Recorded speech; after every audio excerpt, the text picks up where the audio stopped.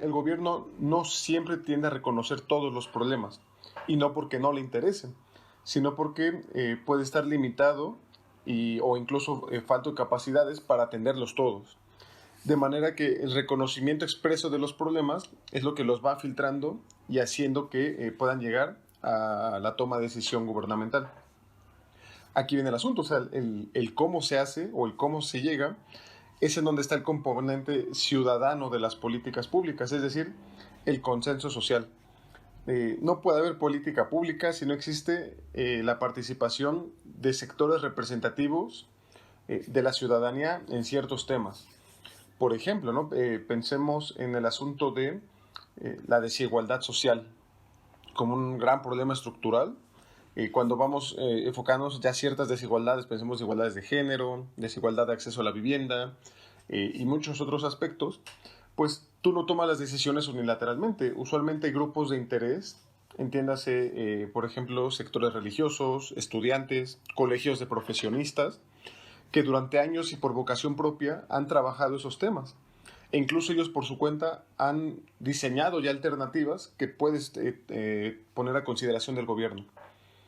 Entonces, reitero, el componente del consenso social con sectores representativos de la población son los que hacen que un tema se convierta en problema público, porque estos actores, entre mejor organización social tengan y mejor sepan leer su entorno y detonar conflictos sociales que, ojo, no son malos, sino conflictos que se presten a la deliberación, pues pueden hacer que su tema avance en la agenda del gobierno. El tema de la agenda pública es para mí el más interesante del ciclo de las políticas, porque es la etapa de entrada de contenido político, ¿no? De filtro político. Eh, no solamente te ayuda a tener buenos diagnósticos, tener información muy clara sobre los problemas y que los impulses, sino que usualmente lo que ayuda a que algo avance mucho en la agenda es el conflicto, en particular el conflicto social. O sea, la facilidad con la que tú diseminas el conflicto y llamas la atención del público ayuda muchísimo para que eso avance, ¿no? Lamentablemente, y usualmente en la tendencia es que el gobierno da mucha entrada a ciertos temas cuando se detona un evento muy particular y a partir de ahí no es que no hayan tenido presente el problema, es que se detonó de manera exacerbada y pues, el gobierno tiene que actuar, ¿no? Por ejemplo, tenemos el caso de la violencia contra las mujeres, en el que pues, a través de una labor periodística muy seria que han realizado muchas organizaciones y colectivas feministas, pues entre más empujan, pues también se van haciendo más esfuerzo por visibilizar y que el gobierno vaya tomando en serio esto, ¿no? En el tema de migración, ¿no? Los derechos de los migrantes es algo que últimamente, me atrevo a decir los últimos 20 años sobre todo, nos llama mucho la atención por las dinámicas globales y las crisis económicas. Pero recordarás que a partir de un evento en el que lamentablemente grupos armados cobran la vida de migrantes, a partir de ahí es que, por ejemplo, reformamos nuestra ley de migración. O sea, el gobierno a partir de ver ese tipo de detonantes sociales es cuando da entrada que puede ir avanzando y comienza a destinar financiamiento, más atención. Pero reitero, usualmente es con la facilidad con la que el público pueda diseminar el conflicto y exhortar al gobierno a que voltee a ver un sector.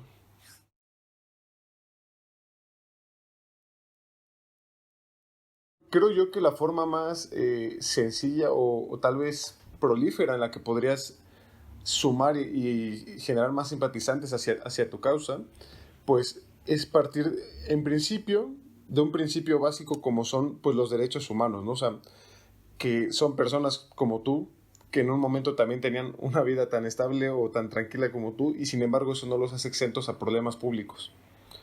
Eh, Creo que en principio cuando se genera ese asunto de la empatía social a través de los derechos humanos, pues entendemos pues más del proceso, ¿no? Eh, Otras cuestiones en parte es que también no puedes responsabilizar a las personas. Usualmente, por ejemplo, se ha vivido mucho con el tema de la migración, mucha xenofobia.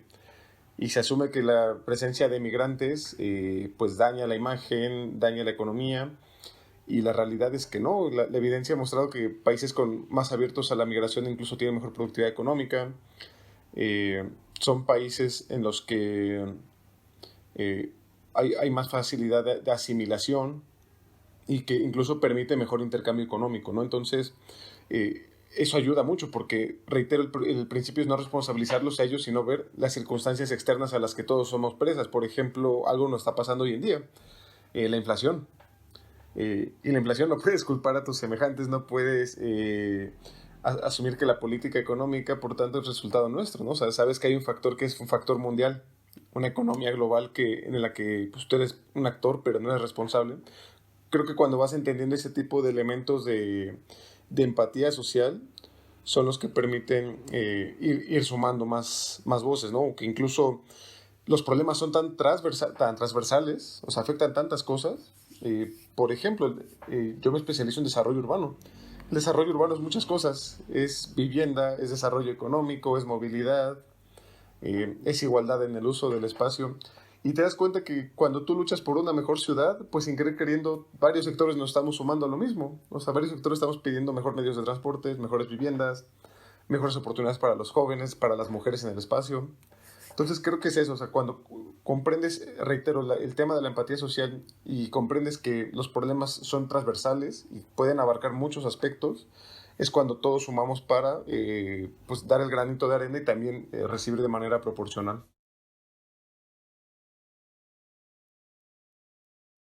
Los anglosajones creo que tienen más categorizado esto y ellos para lo que nosotros conocemos como la política, el conflicto, los intereses, la vida partidista y las corporaciones, cómo interactúan, ellos lo entienden como politics, ¿no? O sea, hay una forma que se llama, cuando decimos política, a secas, pues nos referimos justamente a ese conjunto de interacciones sociales y políticas entre actores partidarios, grupos de interés, eh, que están pues justamente tratando de moldear el sistema político, ¿no?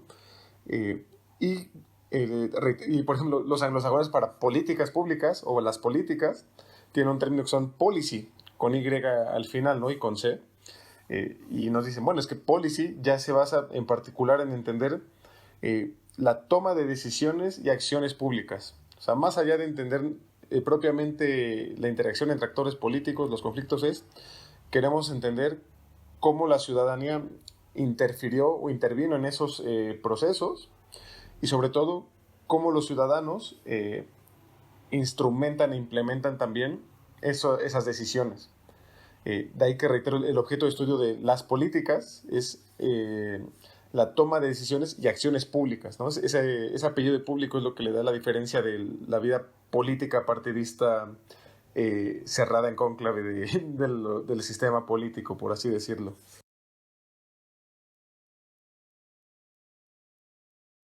El tema del Sistema Nacional Anticorrupción y el combate a la corrupción en México.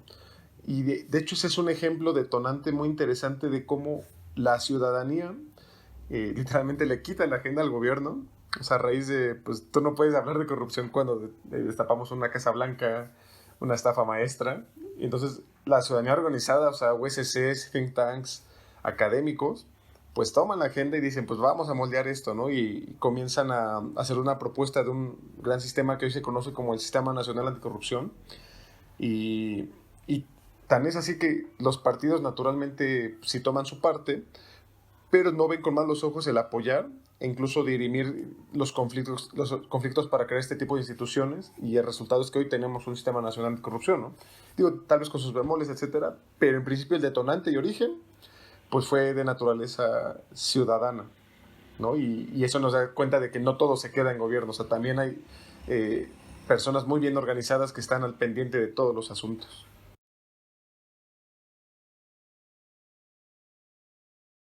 Creo yo que el primer gran paso y elemento a considerar es la información. Para muchos especialistas sí coincidimos que el primer paso de la participación ciudadana yendo de lo pasivo al activo es informarte.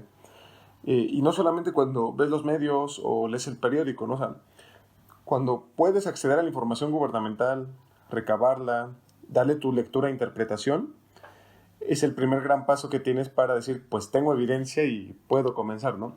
Eh, creo yo que siempre los mejores ejemplos están en el combate en la ciudad, ¿no? O sea, pelear la calle, pelear el espacio, reclamar lo que es nuestro, porque hay puntos de encuentro en las ciudades, ¿no? La calle, como bien dices, la parroquia, o sea, en mi experiencia he encontrado mucha participación comunitaria, porque la iglesia puede ser el punto de referencia a partir del cual nos damos cuenta de nuestra comunidad tiene problemas, ¿no? Y cuando tenemos ese tipo de ejemplos, en cuanto me empiezo a interesar en cosas tan banales como un bache hasta una luminaria o cómo me muevo dentro de mi espacio, creo que son los primeros ejemplos de cómo poder ir interviniendo de manera más activa. Entonces, reitero, creo yo que el primer paso para comenzar a eso es, uno, informarse para tener una lectura muy clara del entorno, conocer las áreas de oportunidad que ubico gracias a la información e ir aprovechando de manera gradual esos puntos de encuentro que tengo desde la parroquia, en la calle, en el mercado, en la plaza pública, con mis semejantes para poder ir interviniendo en esos aspectos. Creo que por ahí podría ir el primer paso de la agenda.